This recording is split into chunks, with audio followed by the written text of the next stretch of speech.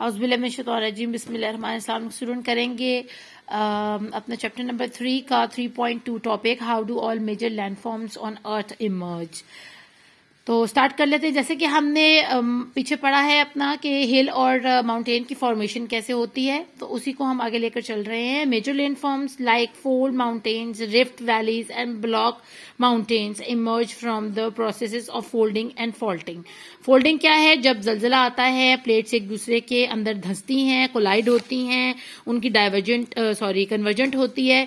तो क्या होता है कि यहाँ से एक प्लेट आई है, एक प्लेट इसके अंदर घुस गई है, तो ये चीज ऊंची हो गई है, ठीक है ना। यहाँ से ऐसी ये ऊंची हो जाती है। तो जैसे जैसे प्लेट एक दूसरे के अंदर धंसती चली जाती हैं, तो ये लैंडफॉर्म्स बननी शुरू होती हैं या फॉल्टिंग हो जाती है, फॉल्ट लाइंस बनती हैं।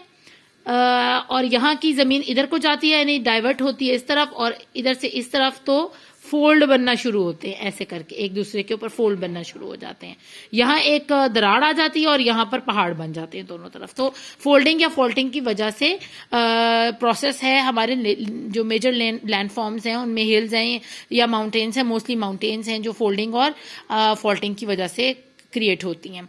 फोल्डिंग कैसे होती है? When two geological forces form different directions act on each other, the folding of rock layers within the air crust take place। जब भी दो जियोलॉजिकल फोर्सेस यानी आपकी क्रस्ट की जो प्लेट्स हैं, आपके क्रस्ट के अंदर जो दो प्लेट्स हैं वो आपस में टकराती हैं, फ्रॉम डिफरेंट डायरेक्शन से एक दूसरे के ऊपर एक्ट करती हैं, एक दूसरे के ऊपर प्रेशराइज करती हैं, तो वो फोल्ड क्रिएट हो जाता है लेयर्स की शक्ल के अंदर। आपकी अर्थ क्रस्ट के अंदर ही ये सब कुछ टेक प्लेस हो रहा होता है। अब जैसे आपके ये सरफेस है, तो यहाँ दरख्त उगे हुए हैं, ठीक है। अब वो टेक प्लेस क्या हो रहा है? जो मेजर आपकी प्लेट्स हैं वो नीचे टकरा रही हैं, इस सारी सरफेस से नीचे टकरा रही हैं। जैसे जलजला आता है तो कहा जाता है जी इतनी किलोमीटर गहराई में था, और इसका जो मरकज था वो फलां फलां पहाड़ था या फलां फलां हिंदू का सिलसिला था।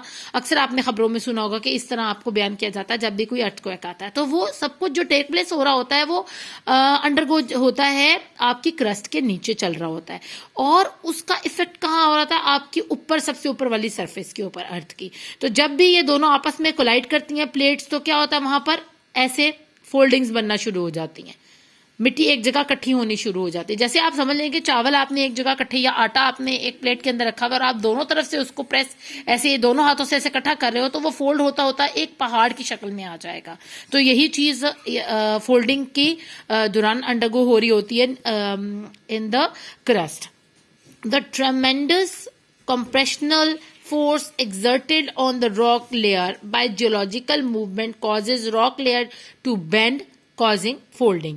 अब आप ये सोचें कि कितना ज्यादा प्रेशर इस्तेमाल हो रहा होता है, कितनी ज्यादा ताकत के साथ वो प्लेट्स एक दूसरे के अंदर कोलाइड हो रही होती हैं और वो एक दूसरे को कंप्रेस कर रही होती हैं, दबा रही होती हैं।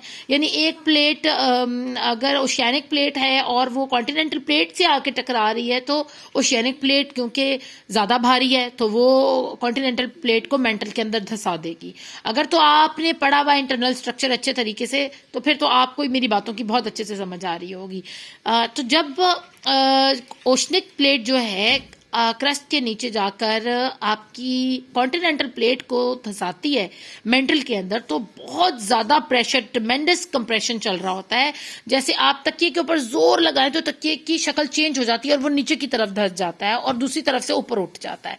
तो सेम यही प्रोसीजर जो है आपकी क्रस्ट के अंदर मूवमेंट हो रही होती है।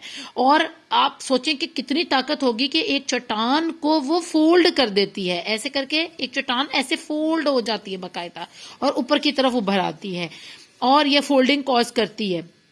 Folding is most pronounced in sedimentary rocks.